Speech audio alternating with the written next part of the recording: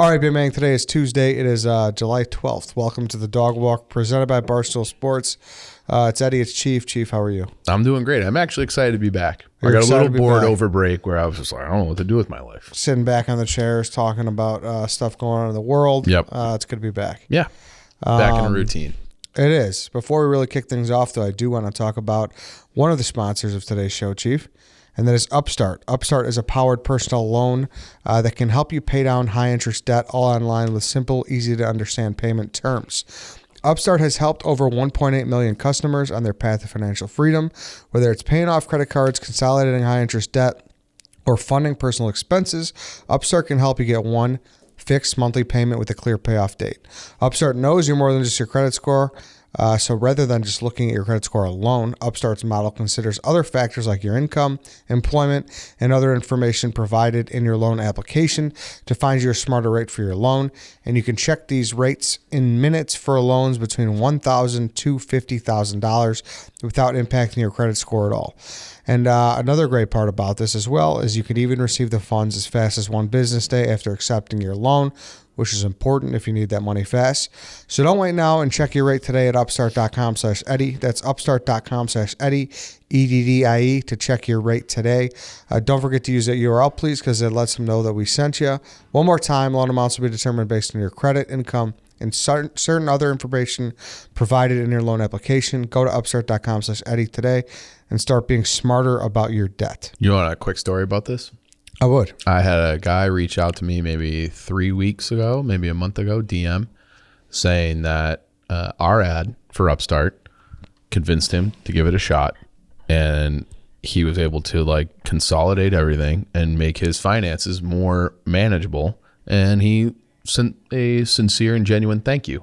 Love to hear it. So it is. Love to hear success stories. Yeah. So it is something that, that's at least People one person who used it and I've got seeing results. I've got multiple of those. Yep. So it definitely doesn't hurt to look, people. So go check it out. Use that promo code, and maybe it will work for you. Yeah, check it out. A lot of stuff going on. So the world is.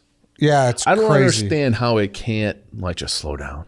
Like I don't remember a time in my life where it's just like it seems like one thing after another. It's just it just doesn't stop. You can't even keep up with it. And like I hate doing it now because I feel like it's a punchline for this show. Strauss Howe. I just scream it from the mountaintops. Like any conversation I'm in, I just like, have you heard about Strauss Howe? We should we should start just making like plain black T-shirts. Say, have you heard about Strauss Howe? And just like maybe we'll start our own religious cult. Dude. Where it's just like we have like these simple messages, like a "What would Jesus do" thing, but we just do it like, have you heard about Strauss Howe? Strauss Howe's coming. Dude, we might have to. I think because it's just, there's so much, it just never ends, it seems. And there's so much stuff going on. Like I saw this video over the weekend, and we threw this topic idea around, but like the Sri Lanka thing. So Sri Lanka is this country where they're having all sorts of like food problems, currency collapse, like all sorts of, like I haven't really looked into it, but they show the presidential palace, okay? And there's thousands and thousands of people who storm it. The president, prime minister, whatever they have there has to resign.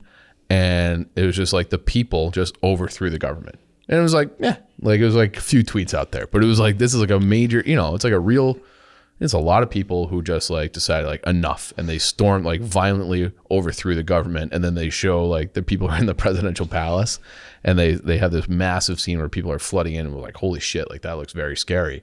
And then like I saw other pictures of people just like chilling in the pool, like protesters, like people who were just like going for a summer swim on a hot day in Sri Lanka. Dude, I sent you like 6 topics. Yeah. We might, so much so that we might have another episode with you on Thursday. Yeah. This week, because like just to get caught off, we took 1 week off and just like everything went crazy. So, but today we'll be focusing on the Prime Minister of Japan, Shinzo Abe. So Shinzo Abe, he's one of those guys that like it's kind of rare for me to know world leaders of other countries. And I think that's probably true of most Americans. Like, Putin, Xi, Trudeau. But I couldn't tell you like the president of Mexico. Macron in France. The Prime Minister of England just resigned too. I don't know if you saw that. Boris Johnson stepped down. Oh, I did see that. Yeah, I haven't really looked into that. I'll miss his haircut. His haircut always made me laugh. He's a preposterous looking person. But I don't know anything about what's going on over there. I haven't looked into it. But Shinzo Abe was a name that I knew. And I couldn't tell you who the Prime Minister of Japan is at this very moment, but he was the longest serving Prime Minister of Japan ever. So, they seem like they cycle through their leaders. That's kind of how their system is set up. But he served a full 8 years. So he went from 2012 to 2020, and he had a brief stint before that. And he's been a political figure since the early 90s. And then I wouldn't say that he's like, his family's like the Kennedys per se, but his grandfather was involved in politics, as was like he's had various family members. So it's like he's from a political family. He's a very, very well-known person in Japan, and I would say very well liked as well because he served for so long. And he was currently, when he was assassinated, he was giving a political speech. He's running for a particular house in the Japan's parliament, and so yeah, well-liked guy, well-known guy. And just the fact that he got assassinated is astounding to me. Like, we have probably the most, I mean, unless you count the guy he's basically an Iranian general that Trump killed. There hasn't really been an out and out political assassination in quite some time. And it hasn't happened in Japan since before World War II. So, which was a completely different era for Japan. And that happened in the 30s. They say like this is the first one, politically motivated shooting since the 30s. And it was like, holy shit. And dude, I thought about that too, because I know we talked about Manson 2 weeks ago before we took the week off. And then, we might have touched on Hinckley a little bit, or we plan on doing a Hinckley episode at some point. Because he got out. Yeah, he's out. And he did an interview with ABC recently, I think. Okay. And I saw he was upset that they didn't play his music that he played for them. They didn't air it, didn't make the final cut. And he tweeted a picture of his shoes and was like, they cut out my music. And I was like, oh, that's kind of scary. Not the like, honestly, like you tweet out something like that, you just got to lock them back up. Yeah. That's like a violation of probation. I don't know how, because there's that. Mm-hmm. Obviously, there's JFK. Dude, this, obviously a lot of craziness now. And thankfully this hasn't happened, but it's like, whoa. Yeah. That used to happen. It happened twice. I feel like that's a lot. It's happened. I mean, it's way more than twice. Yeah, at least. Yeah, like McKinley, he was shot. Teddy Roosevelt, the History Channel just did a 2 or 3 part series on Roosevelt, but he was doing they used to call him a whistle stop tour, because you would just be speaking from the back of a train. So it would go like, oh, we're going from Cleveland or Erie to Cleveland to Indianapolis, Chicago, Detroit, whatever. And you're just always on trains and you're speaking from the back of a train. So they call him a whistle stop tour. But he got shot. There was an assassination attempt on Teddy Roosevelt. And he gave it was something like he got shot. And they're like, we got to get you home. And he's like, I'm fine. And he gave his whole, I think it was an 83-minute speech or something like that, while bleeding from his chest from a gunshot wound. Just out there, just saying it, doing I'm finishing the speech and we'll figure out this gunshot wound later. Jeez, Lane Kiffin just just keep going. Bed. Yeah. Or no, Hugh Freeze. Hugh Freeze. Yeah. My apologies. Yeah. So not even from a hospital bed. Yeah, he's like, I got to give the speech first, even though I've just been shot. And and he took office because McKinley, who was the president, got assassinated. So that's how Teddy Roosevelt got to be the president. And so we had that. We had RFK was assassinated. That was in 1968. Martin Luther King, not necessarily running for office, but a very powerful political figure, assassinated. So it happens quite a bit. They had, in France, they had Charles de Gaulle. They had an attempt on him. So it's happened over time. Gun violence in general in Japan, though, just does not happen. Mm-hmm. So they had, guess how many murders via gunshot they had in 2021 in the whole country? I'm gonna go low. What I think was low. I'm gonna say 18. 1. Oh wow. They had 1 in all of last year. So now they're tied, with 2021, and it was Shinzo Abe was the victim. He got shot in the neck, and then the second shot was in the heart. But they have such strict gun laws there that it's just not a thing that people die from assassination. So do you know how this guy got his gun? Probably not from there. He made it. Oh, he no made shit. his gun at home. And so when they, and then this assassination happened broad daylight right after a speech. And the guy just, because it's so like common to have candidates and politicians like mingling and talking with the people because there's never any real threat. This guy walked right through security, walked right up to Abe, blasted him twice, Jesus. and then got tackled. But it was just like bang, bang, bang, and tackled. But it was like everyone was like shocked that it happened because like gun violence just does not happen, and you can see like the amount of smoke, because if you look it up on YouTube, you can see like the blast from the gun, and you can't see it hit Abe, but there's pictures of Abe that actually look the pictures look very reminiscent of that famous Bobby Kennedy when he's in the floor of the kitchen from 68, where he's laying there just kind of like helpless and bleeding. It looked very similar to like the Abe. He was on a street. Hey, Chief, real quick here, I want to talk about JP Graziano. Can we please? We can always talk about JP Graziano because they reopen tomorrow after a nice little break. Yep, a well-earned break. Of course, yeah. Although I was having a craving at one point. Yeah, over the break, I was like, I'm it's glad tough for the consumer. Yeah, but for the employees, that like, what I mean. You got it. Yep. You need a little break from. Totally. This is break season. Everyone should have some time off now. So credit to Jim for giving the whole store some vacation time. Exactly, but they'll be back open tomorrow. Go check them out, 901 West Randolph. Go check out the beef kits, tasterealchicago.com. You could find those there. Yep. Someone just sent me a tweet asking like what cut of meat he should get for that.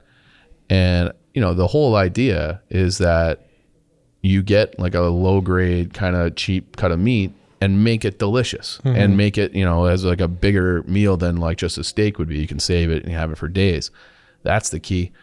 I've also done a pork shoulder with it. Awesome. I've done, the jarred is great for eggs. Like there's all sorts of things you can do for this, but the beef kit is, if you have a crock pot, the beef kit is like a no brainer, and it's so good. And like, I don't know if people have noticed, I've put on some weight. So I'm starting to do meal prep, and I'm using that jarred as a way to like make like just protein, no carb, easy meals, and just do it with that. So it's still going to be good no matter what I eat. Yeah, and that's what's cool is people getting creative with it, and it's super easy. Just Google our video that we made when we show you how to make it. It's very simple. Even if you don't cook, if you just have that crock pot, you'll be good to go. All you really need to be able to make it, the broth, the meat, and the bread. Yeah, and make in like a wrist. Yeah. Like if you have wrists, then you just open and dump, and that's all it takes. Exactly. Yeah. That's really all it takes. Go do that. Go follow JP Graziano on Twitter. A bunch of collaborations coming up. I'm sure. I know there's one on Thursday. So go look at that too. What's the one on Thursday? He has a birria beef. He's combining. Nice. So it should be good. So go check that out. And they're the best. JP Graziano. All right, let's continue here, Chief. But so he's assassinated, and then it's like, all right, well, what is the deal with this guy? And he's 41 years old. His name is Tetsuya Yamagami. I feel like Japanese names, even though they look intimidating, they're very easy to pronounce. Yeah, I like that about that. So he's a 41-year-old guy from that city of Nara, which is like Western Japan, not like a super huge city. And so they're trying to, and he was like a Navy veteran. He spent 3 years in the Japanese Navy because but it's not like after World War II, we no longer allowed them to have, they would say like an offensive military force. Like their military can only be to defend Japan. So like it's basically your Navy, everybody's just the Coast Guard. Okay, so but he did 3 years there. And then it was like, it's still very early in the process. But he said, supposedly, this is what they questioned him, like, why'd you shoot Abe? And he's like, well, I didn't want to at first. He's like, my first guy that I wanted to kill was the leader of this, I don't know. I mean, people describe it as a cult. It's called the Unification Church. And the church his mother is a member of the church, and he blames that Unification Church for the demise of his mother's business and their family's financial ruin. So he wanted to exact revenge. He had a grudge against this Unification Church on that church, and he had accused Abe of using them for spying, intelligence, that he would kind of prop them up in speeches. And so he was like, well, Abe helped give them power, so I'm going to take out Abe.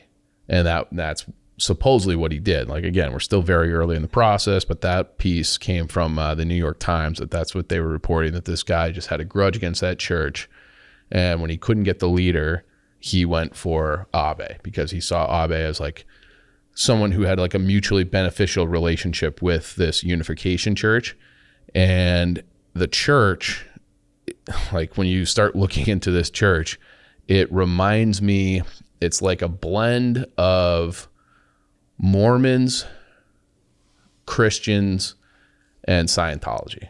That's like kind of like there's different aspects of all of them. So it was founded in like 1954, and their colloquial, like their nickname is called the Moonies because they're founded by this guy. Like I said, 1954. His name is Reverend Sun Myung Moon. And he's originally founded in South Korea, and it was called the Holy Spirit Association for Unification of World Christianity. And so they believe in Jesus. They believe in kind of the Old Testament. So it's definitely like a Christian sect, I would say. But which so is Mormonism. Like they believe in Jesus too. But Moon basically was like, he kind of has a different interpretation on the New Testament, and then also kind of like Mormonism and Scientology wrote like a third. So you have the Old Testament and the New Testament, and then he had his own book, which is like kind of the pillar of their church, which is called the Divine Principle. And the Divine Principle says, God is all powerful and all knowing, but is humanized because he cannot be happy without the reciprocal love of his children. Okay. So that means like he is like that is kind of like well, we don't have to get into that, I guess, but that's like a stumbling block for Christianity. Like, how can you have this God who allows all these bad things, and they kind of humanize him? And in his teachings, the Moonies, okay, this Unification Church from this Divine Principle book, says God's original plan was that all men and women are to be sons and daughters of God, just as Jesus was God's son. And he basically was like, the reason that he had to send Jesus is because Adam and Eve failed. So he's like, this guy says that God's original plan was just to have everybody live in the Garden of Eden forever. And then he was going to send Jesus back to kind of have the whole earth reborn and redo the Garden of Eden. And they were going to achieve that through a perfect marriage. So Jesus was, quote unquote, a perfect man. He was going to marry a perfect woman. And from then, you would have this rebirth of the Garden of Eden. But because Jesus was killed, he never got to fulfill that. So then he's basically like, I'm the third Messiah, and I'm going to have this perfect marriage. And then through our church and our teachings, we will recreate a Garden of Eden on earth by having like, you're all like children of me and my wife in this church. So apparently he was 0 for 1 because his first wife wasn't that. So his second wife was the one who he formed this church with. And then they were going to redeem the world. And it was the way, like, so he would call himself, or what they would call this would be the third Adam. So you have Adam, Jesus is the second Adam, Moon himself, the third Adam. And they're like the true spiritual parents for all of mankind. Wow. So kind of self-aggrandizing a little bit, but then so they have like one of the weirdest things. Okay. Look it up on your computer. Look up Unification Church mass weddings. Because the visual, It's a lot of people. it's like a stadium. Oh, damn. And they're all getting married? They're all getting married. Yeah. So it's like if you're listening, like it's basically just an arena with a ton of people sitting next to each other in bride, Traditional bridal tux dress. and a white dress. Yeah. And then the males, obviously, like you said, wearing a tux. So, and there are all these couples. So it's like, imagine the biggest graduation that you've ever seen. Like if you were going to have like a University of Wisconsin where they do the graduation ceremony at like the Kohl Center, where you got like 15,000 people, but everybody in there is getting married. And it's because they're getting married in this. It's a mass wedding. It's a mass wedding, and they're getting married to be true children linked to God through their true parents, which is achieved through this perfect unity, this perfect, so they can be born of this new manifestation of the third Adam, the true spiritual parents of mankind, which is Moon and his wife. Interesting. So it's, and a lot of times, okay, The Moonies. the Moonies, a lot of times that these couples are strangers. A lot of times. Oh, really? Yeah. Not every time, but a lot of times. So now is it arranged or is it? It's like arranged kind of through the church. But is it like randomized or is it? That I don't know, but they say like, if you're in this church, like then you can get married. And that is actually like one of their recruitment strategies. And like Vice News did a piece on this group like 2 or 3 years ago. And they had, because they're predominantly there's founded in South Korea, but they have big numbers in Japan, South Korea, a couple other Eastern, Pacific countries. And then they have a big group in the United States. So like the founder Moon, if he moved to the United States in the 70s when cults were all the rage, and but it was like a very powerful like fundraiser. He would have audiences with like Richard Nixon, and so it's like there's pictures of him shaking hands with the president of the United States. So like it's not like some thing that has no teeth to it. Like they have had like real power to the point that their leader is recognized and shaking hands and doing photo ops with the president of the United States. So, and then that leads to like all these other like conspiracy theories about them, which kind of link to what this guy is saying, that, the Moonies are like a product of the CIA, and they're this, they're that unification was, theoretically, I shouldn't say theoretically, but supposedly an instrument for, like they say it's for the unification of like all Christian sects, but other people claim that it's a unification, like the word unification is used because they want to unify North and South Korea. So it's like a means to kind of like defend or defeat communism. So is what people say. But yeah, and then I'm looking back through this. So the emphasis on marriage is the reason for Moon's infamous mass weddings. The holy marriage blessing ceremony is a core ritual which couples are removed from the lineage of sinful humanity and engrafted into God's sinless lineage. So it's like, hey, you want to marry somebody, outside the church? Well, you're doomed to live this life where Adam and Eve were cast out of the Garden of Eden. You want to be in with us and do these mass weddings. The mass wedding in 2009 had 20,000 couples from around the world. Then you do it through them. So, and Moon rejected the idea of romantic love. So that's when I was saying like it's mostly strangers, or a lot of strangers. It's because they don't believe, like they believe it's like men and women are there to serve a purpose of procreating and creating more Moonies or Christians or servants of God, however you want to say it. And that's really it. So you don't need to love your partner. You're just basically like a transaction that you do together for God. So it's like a very odd thing. Yeah. To me. I mean, very. Yeah.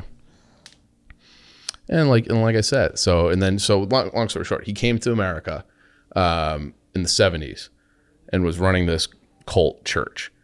He got pinched on tax evasion and did 11 months in jail. because I think that's always something that, like, if you're a threat and it's like, well, what the fuck? Like, they can really look in the IRS can look into these different churches. And I think it's very difficult to keep track of all your monies coming and going. What's considered a charitable donation, what's income, what's that. So you've seen that like throughout history where people get pinched on tax evasion because there's so many loopholes. And if they want them to be closed, they can close them. So then he moved back and he died in 2012. So like he was running like this big group for like 50 years. And in 2004, Moon held a coronation ceremony in the office of a U.S. Senator named Danny K. Davis from Illinois. And they had like many members of Congress were in attendance. And then, so this was like they say the event was the finale of Moon's Tear Down the Cross tour, which was an effort to remove Christian crosses. And then because he saw the cross, okay, like that symbol, like you close your eye, like everybody on earth, doesn't matter like if you're religious or not, you know that symbol.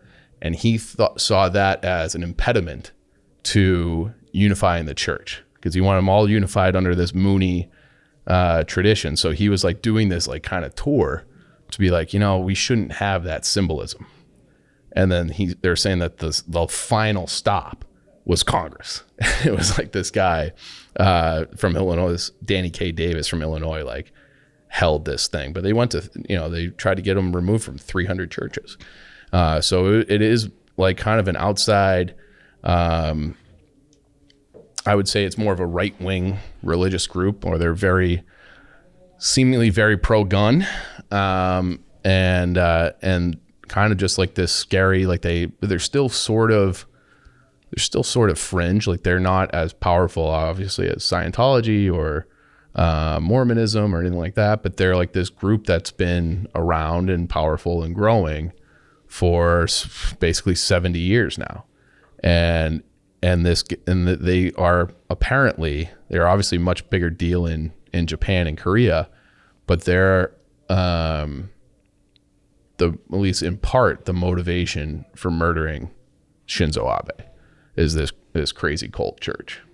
So it's just like, if you just dig on things, it's like you find out, like I had never even heard of these people before, but it's like, oh my God, it's actually a big group with, millions of, I don't know what you would call them, parishioners, members of the church. Yeah. And then this, and they do like different fundraising campaigns, and this guy on Vice tells this story about how, because he's out now, and one of their fundraising efforts was they would sell flowers.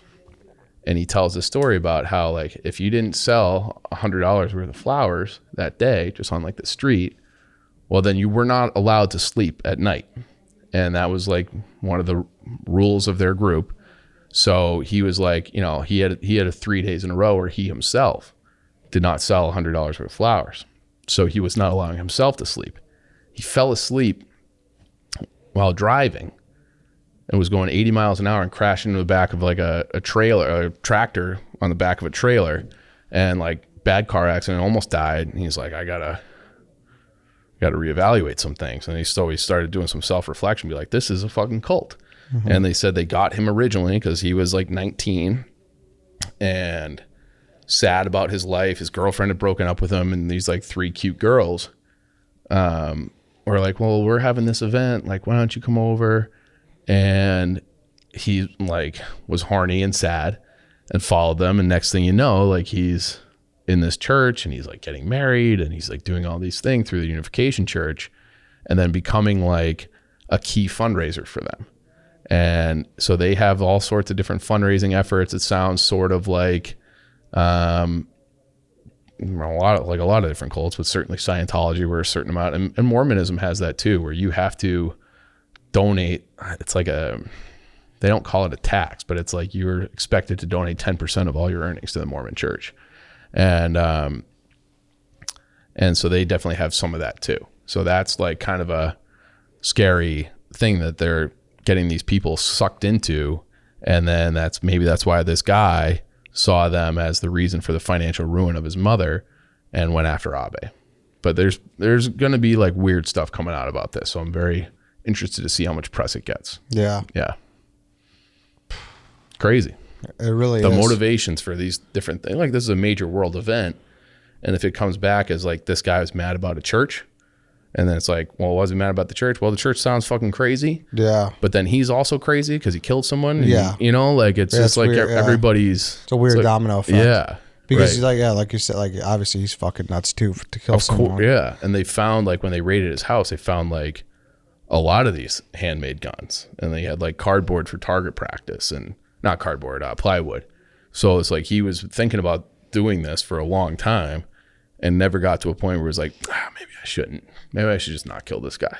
And they took him alive, right? Yep, tackled him. Yeah. So now they're gonna Yeah, maybe get more out of him here, and I would think so. I'm not particularly well versed in the Japanese legal system, but I would assume that they'll have some sort of a trial, and there will be stuff comes out about him and this church and his motivations, and or not. Like, we'll see, or we'll see if maybe it does. It just doesn't get any coverage because there's, you know, food riots going on in Europe, and Sri Lanka's fallen, and you know, there's Russia, Ukraine, and inflation, and there's just like a million things going on at once. So who knows? But I thought it was an interesting story.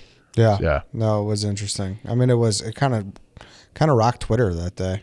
Yeah, It was all over the place. because it's like, it's, you know, it'd be the same as like, imagine if Obama got assassinated. You know, like that would, you know, the world would stop. So even though he's not president anymore, he's still a huge deal in politics and in our history. So it would be something like that. And it's just, you know, they just have such a different culture and different laws where it's like they're not super worried about violent crime. So this guy just walks right up and blasts him. Crazy. It really is. Yeah.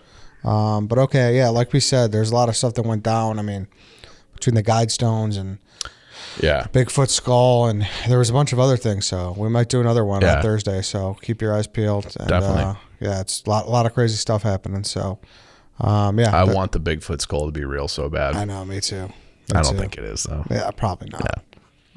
But all right, everybody, that's it for today. Thank you for listening. We'll be back tomorrow, and I'll probably be back with Chief on Thursday. So we'll see you then, and we'll see you tomorrow.